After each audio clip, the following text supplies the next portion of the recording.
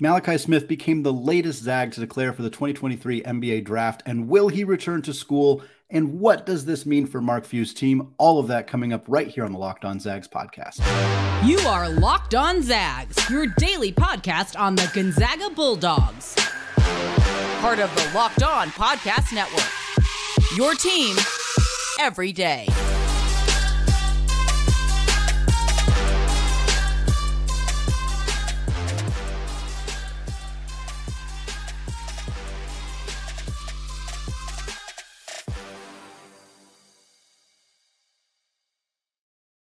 What is going on, y'all? Welcome to the Locked On Zags podcast, part of the Locked On Podcast Network, your team every day. I'm your host and longtime Gonzaga podcaster, Andy Patton, here to bring you news and updates on all things Zag athletics.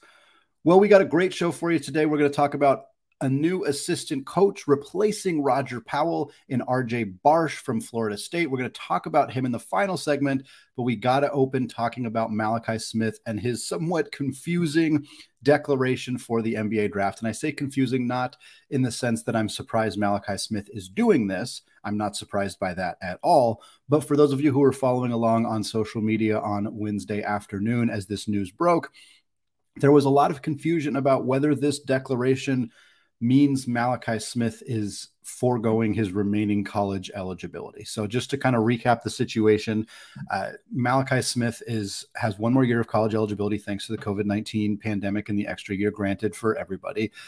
He has the ability to return to Gonzaga.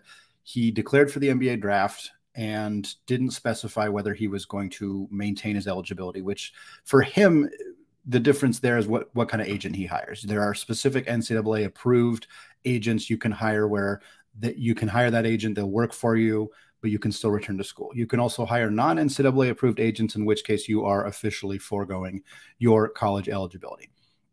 The other aspect of this, the one that is more important for this particular situation, you cannot declare, if you declare for the NBA draft a third time, per the current rules in the NCAA and the NBA collective bargaining agreement, you cannot then return to school.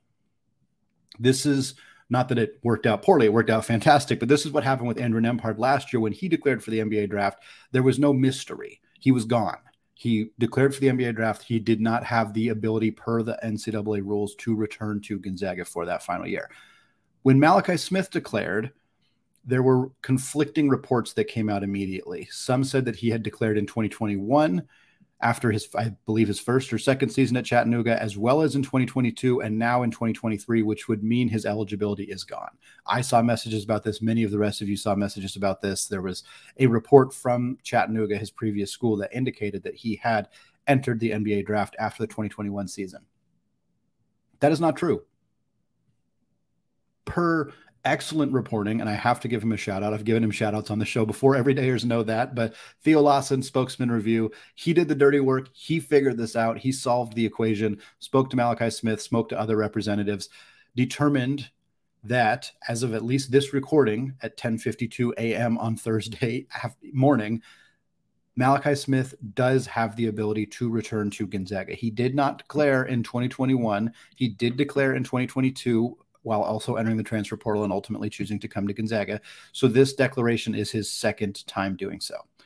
That is where we are at with that right now, meaning that Malachi Smith can return to Gonzaga. A couple things that this means. One, he absolutely should have declared for the NBA draft. I believe any player who has even a slight chance of playing in the NBA should declare for the NBA draft. I don't know why almost every player on Gonzaga's roster doesn't do it. The only reason you shouldn't is if you don't want to burn that one of those three opportunities to do so.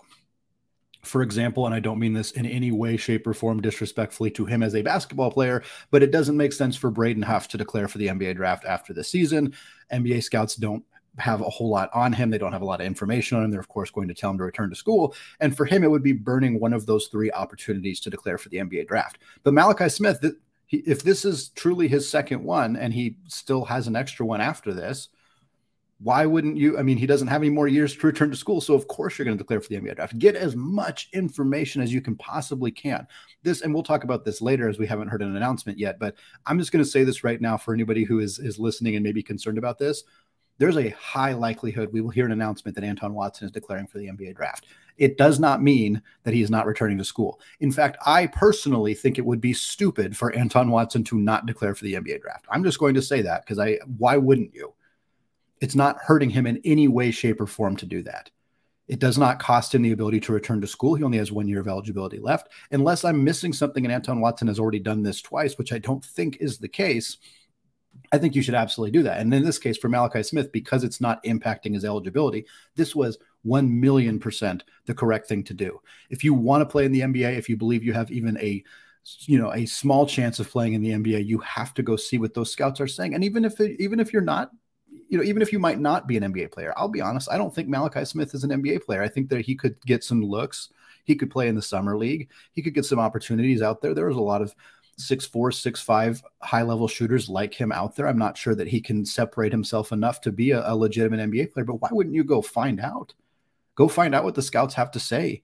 The general managers, the anybody who's out there, the agents, all the people involved in this process, go get that information. Maybe they can connect you to a high-level program in Europe that you want to play at. Maybe they'll find a spot for you in the G League because they like you. Like, who knows what might come out of that, but there's no risk. There's no reason not to do it.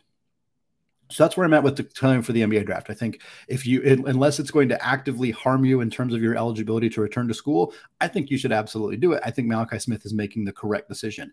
In terms of whether he will stay or go, I wish I knew more. Depending on how long it takes him to make this decision, I do expect us to reevaluate this in another episode where we have a little bit more time to kind of dive into the pros and cons and what this might look like. Of course, right now, Gonzaga's guard rotation is just completely up in the air. We'll talk about that more in the second segment. But while I don't think that I don't think he's going to get drafted. I would be very shocking to me if he was one of the 58 players selected in the 2023 NBA draft. I think there is a small possibility that he would get signed in the summer league. Not a small pot. He would get signed and play in the summer league. I think there's a limited chance he would end up on a two-way contract or anything like that. But that doesn't necessarily mean that Malachi Smith is just guaranteed to come back, because his options are not get signed by an NBA team or return to Gonzaga. He has plenty of other options. He could settle into a career in the G League. He could settle into a career overseas. There are tons and tons of very lucrative opportunities to play overseas. And I think a lot of people, especially in the NIL era, kind of look at that as, well, college is the next best option. And for some people, it might be. Oscar Tshiebwe came back, of course. Drew Timme returned when he did. Trace Jackson Davis, Hunter like there's tons of these players that stay in college because they can make big money. But we don't know everybody's situation. Malachi Smith may just be done with college. He's been here for a long time. He's in grad school. Maybe he's done. Maybe he wants to move on to the next stage of his life, whether that is overseas, whether that is here in the States, whether that is, the financial aspect of it. Maybe it's not as lucrative as it used to be when you weren't getting paid in college at all.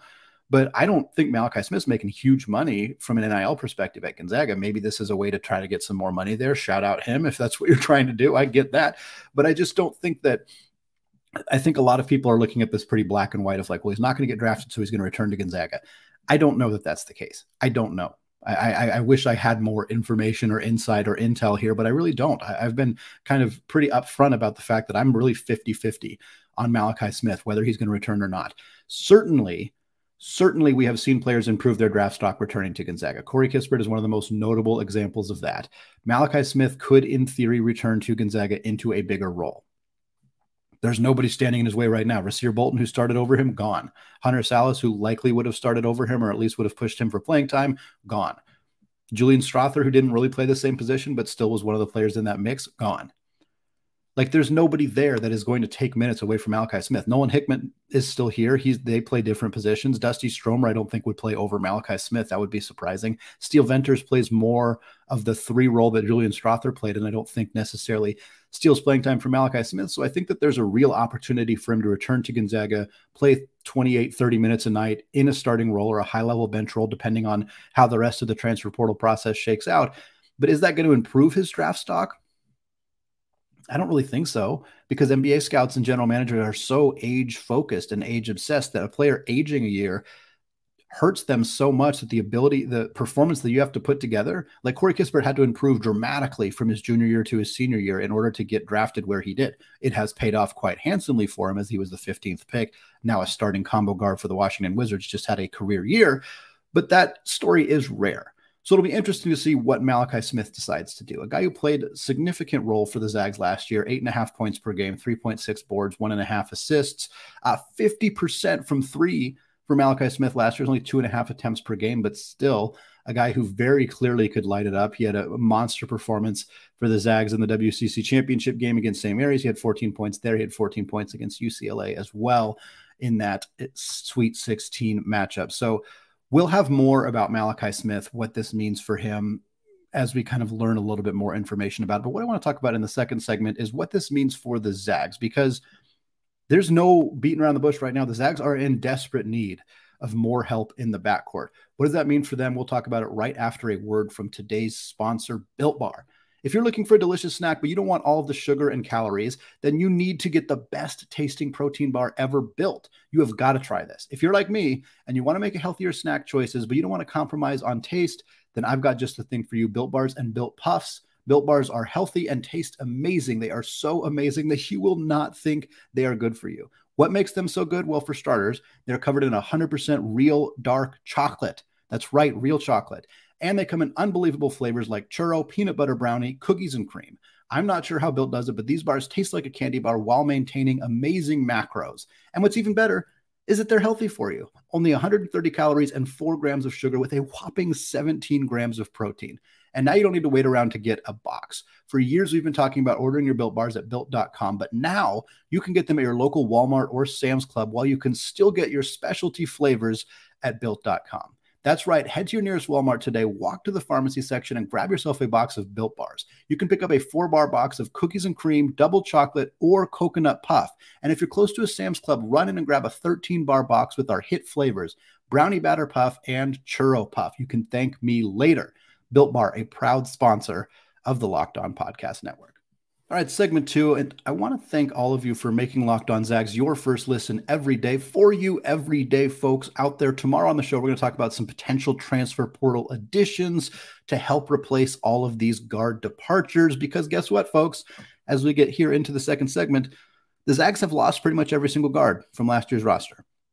The only player who is definitively returning, who was a guard player for the Zags last season, is Nolan Hickman. And I say definitively, he could in theory enter the transfer portal. I suspect he would have done so by now, but hey, you never absolutely know what is going on there.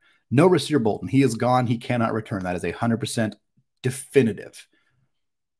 Dominic Harris, Hunter Salas have entered the transfer portal. In theory, both those players could return. I doubt either of them are going to do so. They have not committed anywhere else just yet. Julian Strother declared for the NBA draft. We spoke about him earlier this week.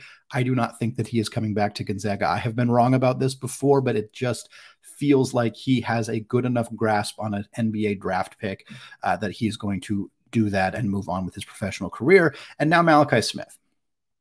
Now, we talked about it in the first segment. I think Malachi Smith is the most likely of this group to return to Gonzaga, but whether he does or not, the Zags have some work to do. They don't have much of a backcourt right now. The only replacements that they have brought in so far to replace basically everybody who has departed is transfer Steel Venters from Eastern Washington and incoming freshman Dusty Stromer. They have 2 other incoming players, South Korean Jun Suk Yo. They also have Alex Tui from the NBA Global Academy in Australia. Both those guys are 6'8" wings / maybe small ball 4s. So while I think those guys are productive players coming in, I think they're guys who could contribute right away, or at least are going to be big parts of this program's future. I don't envision either of them helping out the guard room next season. So the only players who are coming in who are really equipped to do that right now are, and Venters is 6'7". Like, he's more of a Julian Strother replacement than anything. And you can argue whether Strother was part of the guard rotation, the front court. Like, he was a wing. He's kind of right in the middle. And I think Venters is kind of going to be the same thing. Now, Venters helps replace some of the 3-point shooting lost with Strother being gone, with Malachi Smith potentially being gone, with Rasir Bolton being gone. 3-point shooting is a significant area of loss on this roster. Venters provides that by being a 40% 3-point shooter. We talked about him much more on Monday's episode. So if you missed that, go back, check it out. All things Steel Venters, what he brings, what kind of role we envision for him in Spokane.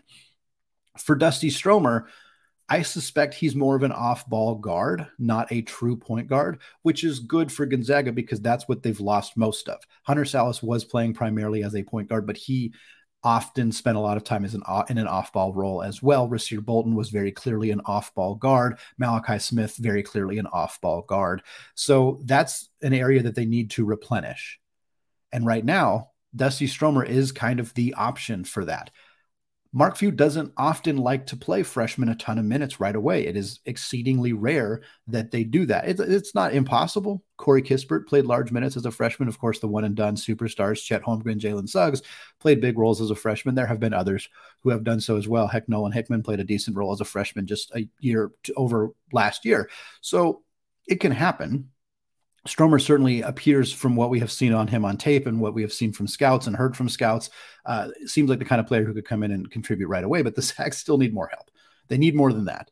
It cannot just be Nolan Hickman, Steele Venters, and Dusty Stromer. That's not enough. And even if Malachi Smith comes back, that's still, maybe that's your 4-guard rotation, but even then, Venters, again, probably plays more of that 3 role. So they need to make more additions. They also have plenty of scholarships available, depending on whether Malachi Smith actually returns or not. They have as many as 3 or 4 open spots on the roster. So additions are going to be coming. They're going to be happening. And like I said at the top of this segment, we're going to talk more about specific players. We talked about Taron Armstrong, who is listed Gonzaga in his top 4 alongside Creighton, alongside Providence, alongside Xavier. Xavier recently added a high-profile point guard. That is worth noting. Does that take them out of the Taron Armstrong sweepstakes? Not necessarily, but could it? Absolutely. So Taron Armstrong, a very, very good name to keep an eye on, a player I would be thrilled to add to Gonzaga. He's more of a true point guard, but as I have said on this podcast, everydayers, you all know this. I've been saying it all week. I think Nolan Hickman could slide into an off-ball role, and that might be more beneficial for him or for the Zags. Maybe not for him, but I think he strikes me as a catch-and-shoot, attack closeouts scorer who can do that in a way that is maybe more conducive to his skill set than being asked to facilitate the offense. When Nolan Hickman was running the point last year, he got a lot better at limiting turnovers, but he didn't make a ton happen. And I think for the Zags, adding a point guard who can really make more things happen, who can facilitate more, who can kind of be the engine, the straw that stirs the drink, as it were, and have Hickman be more of a catch-and-shoot off-ball guard, that works for me. I think that that's a solid plan for the Zags, and Armstrong would be that guy. Other additions they could make, Stephen Ashworth. I spoke about him, I believe, on Tuesday's episode of Locked On Zags. He, out of Utah State, 43.5% three-point shooter last year. He listed his top 5 Zags on the list. So Taron Armstrong, Stephen Ashworth, 2 options that are not just theoretical out there in the stratosphere that is the transfer portal. These are players that Gonzaga has connected with, they have spoken to, and they have limited their list down to just a handful of schools. And in both instances, Gonzaga is one of the schools they are considering. So again, not just theoretical Fantasyland transfer portal options. These are legitimate targets for the Zags, and there's a good chance they land one or both of these guys. So those are the biggest names to currently keep an eye on for Gonzaga and their transfer portal process. Other names that I haven't quite delved into fully on this show yet that I am planning to delve into, there are a handful of them. A.J. Storr from St. John's is a player that I've considered a lot and I think could be a nice fit for Gonzaga. 6'6" guard. Most of the players at St. John's have entered the transfer portal because they had a coaching change, brought in Rick Pitino. So we'll see if he ends up going back to St. John's, if he stays in the portal process, how involved Gonzaga might get. Another one is Carlos Stewart, who I'm hoping to talk about very shortly on the podcast. If that name sounds familiar to you, it's because he crushed Gonzaga this year at Santa Clara. He scored 33 points in 2 games against the Bulldogs. Really, really talented player at Santa Clara. Entered the transfer portal. Basically every WCC school and a lot of other high-profile programs. Alabama is involved. There's a couple other tremendous top-flight Power 5 programs who are showing interest in Carlos Stewart. But for Gonzaga, it would be extremely rare to see them pull a starter from another WCC school. That is almost unheard of. But it would be interesting because Carlos Stewart would be a really nice fit. He's a really good player. So another kind of player and a name to keep an eye on for the Bulldogs. All right, well, the Zags moved quickly to replace Roger Powell, who took the head coaching job at Valparaiso University. They're adding former Florida State assistant coach R-Jay Barsh to the staff. More on him and his connections in the industry coming up right after this. All right, segment 3, still Andy Patton, still Locked On Zags, going away from our conversation about Malachi Smith and what his declaration for the NBA draft means for him, it means for the Zags and their guard room. Instead, we're going to talk about the coaching staff, because a few days ago we learned that Roger Powell, 4-year assistant coach for the Zags, a beloved figure in the Spokane community, he is departing to take the head coach job at Valparaiso University, where he started his college coaching career as an assistant coach. Totally deserved for Powell. I mentioned this when we talked about him earlier this week. I've had a soft spot for Roger Powell. I think he's been a tremendous asset for this program. His recruiting, his ability to think outside of the box of Gonzaga, Stephen Gentry and Brian Michelson, of course, former Gonzaga players and coaches. So I think you want to kind of have somebody on your staff who's different than that, who doesn't necessarily come from the same tree. And that's what Powell brought to the staff. And that's why I'm glad to see this hire with R-Jay Barsh, because he is similar. Now, Barsh is unique because he has connections to the local area, and he has connections completely outside of the local area, and he has connections to former Gonzaga coaches. So it's kind of a mix of everything. Barsh only spent 1 year at Florida State with the Noles, but prior to that, he spent the previous 3 seasons as an assistant coach at Boise State under Leon Rice. Leon Rice, of course, a longtime assistant under Mark Few. So you can bet that Mark Few and Leon Rice had plenty of conversations about Mr. Barsh. And obviously Mark Few must have liked what he heard in order to strike so quickly to hire him mere days after the announcement of Powell going to Valpo. Now, Few likely knew that Powell was taking that job well before we as an audience did, but still nice to see them strike so quickly. Clearly somebody they have some confidence in. So for Barsh, again, 1 year with the Noles, 3 years at at Boise State, where they won the Mountain West and had some of the most successful seasons they have ever had in that program's history. Prior to that, he was a head coach for 7 seasons at Southeastern University in Lakeland, Florida. It is an NAIA school. He led them to multiple national tournament appearances. Most of the time, if you get hired out of the NAIA and and into the Division I ranks, it's because you had some success at the lower levels. So not surprising to see him have that kind of success. So a lot of experience, 3 years in Boise, 8 years now in Florida between his 1 at Florida State and his 7 in Lakeland. But prior to that, like I said, he's got local connections as well. And before that, he was the head coach at Tacoma Community College here in, of course, Tacoma, Washington, led them to Western Region titles in 3 of his 4 seasons as the head coach at TCC. So a coach who brings local connections, pipelines. He's familiar with the high schools in the area. He's familiar with the coaches in the area. That helps a lot. Gonzaga already has a lot of connections, rich connections on the western side of the state, but it doesn't hurt to have more. Beyond that, he has connections from his time in Boise, whether that's connections locally to that area or just wherever they chose to recruit while he was at Boise. And he's got connections in Florida. Lots of connections in Florida. Again, only 1 year at Florida State, but certainly the years coaching at the NIL level. Again, he's familiar with the high school coaches out there. He's familiar with and Florida's a hotbed of recruiting. There's a lot of talent in Florida. So for him to have inroads there, for him to have connections in Florida, have connections in Idaho, have connections in Washington. And I think it's important to note Florida State, really, really strong recruiting ties internationally. And for Gonzaga, that's huge. As much as people were worried or are still worried at times that Gonzaga's international recruiting is going to or has already dipped off dramatically with the departure of Tommy Lloyd. Spoiler alert, it has not.